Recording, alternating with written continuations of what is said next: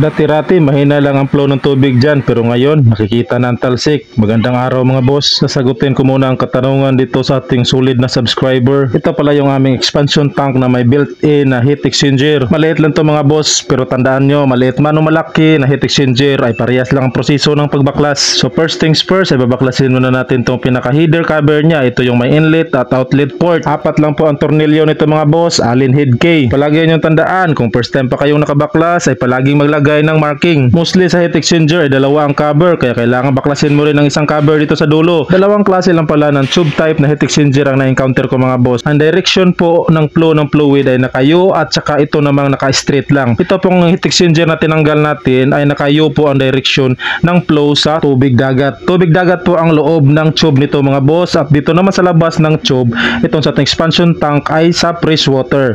Meron itong mga o-ring at gasket mga boss, kaya laging tandaan na wag kalimutang ibalik ito sa pagkabit, baka mamumroblema ka sa leaking. Itong tinanggal namin na tube type heat exchanger ay medyo matigas kasi meron talagang mga heat exchanger na babara na ang scale dito sa kanyang housing, at meron namang ibang klase na medyo maluwag lang at madali lang tanggalin, pwede lang mahugot ng kamay. Take note ko na rin pala sa inyo mga boss, laging tandaan na kung saan nakaposisyon itong pinaka-header ng ating heat exchanger, itong pinaka-plans ng ating tube mga boss, ito yung direction kung saan tayo huhugot, at ang kabilang dulo naman doon, yun yung direction or yun yung posisyon kung saan tayo papalo ng ating kahoy at saka martilyo. Ayan mo ng hatap. Okay,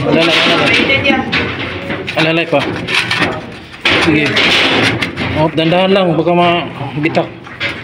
Galaw-galawin mo dyan. Side to side, side to side.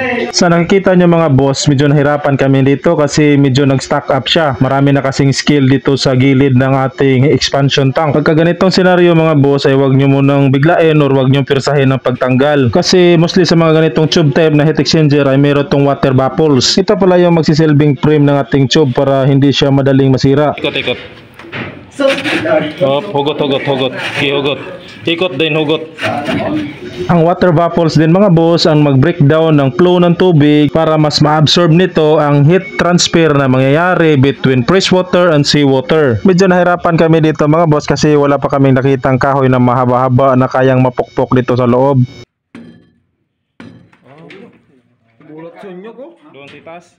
Ngayon ay natanggal na ang ating tube mga boss, no, at ito naman yung itsura sa ilalim or sa loob ng ating expansion tank. Kung makikita nyo, marami ng scale talaga at makapal na. So kailangan nating linisan yan para mas smooth na ang pagbalik natin mamaya. So ngayon ay kailangan na nating linisan ang labas at loob nitong tube. So ganito lang pala to nililinisan namin mga boss. Susulsugin lang to or tuslok-tuslokin ng kahoy at pasirit-siritan din ng tubig para matanggal yung mga dumi ng dagat. Dahan-dahanin mo lang pala to sa pagsulsog mga boss at huwag magdinanghag kasi mas madali itong mabutas at mamumroblema ka kasi mag-leaking to. Pagkatapos masulsog ay ito namang chemical ang aming pinasidlit-sidlit dito sa loob ng tube at sa gilid para mas malinis talaga. Mumurahin lang pala itong gamit naming chemical, muriatic acid lang mga boss, tapos nilagay sa nature spring at binutasan ng takip, and that's it. Ngayon ay nakikita nyo naman na bukal-bukal talaga ang muriatic at sobrang effective nito sa mga inidoro at lababo ay sa mga bronze pala ng ating tube. 2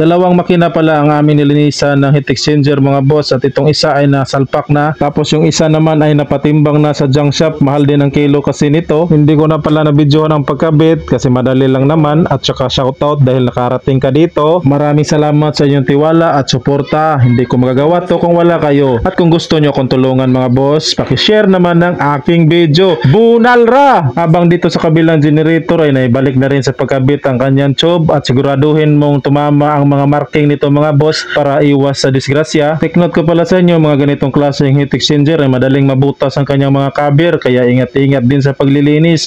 Wag nyo itong pupukpukin mga boss kasi cast iron lang ito at madali itong kainin ng kalawang.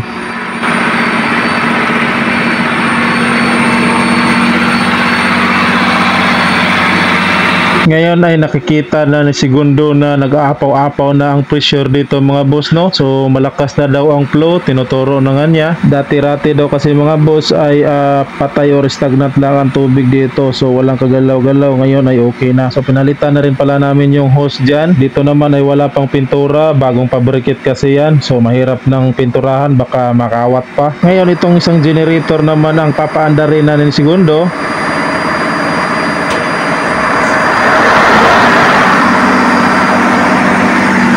Napapansin nyo mga boss, ang ganda ng tunog ng aming generator pagka start, no? Parang hindi lang umaandar. Ngayon ang gagawin ko naman ay checking lang kung meron bang leak na makikita at tulo-tulo mga boss, no? Ito yung ating dinibcon kanina. So kung mag-leaking to, siguradong back job to at mag-i-exit naman tayo kung ganyang mga sitwasyon, ha? Kasi hindi natin kayang i-handle ang mga back job, pero sinukatan ko na yan para sa machine shop mga boss.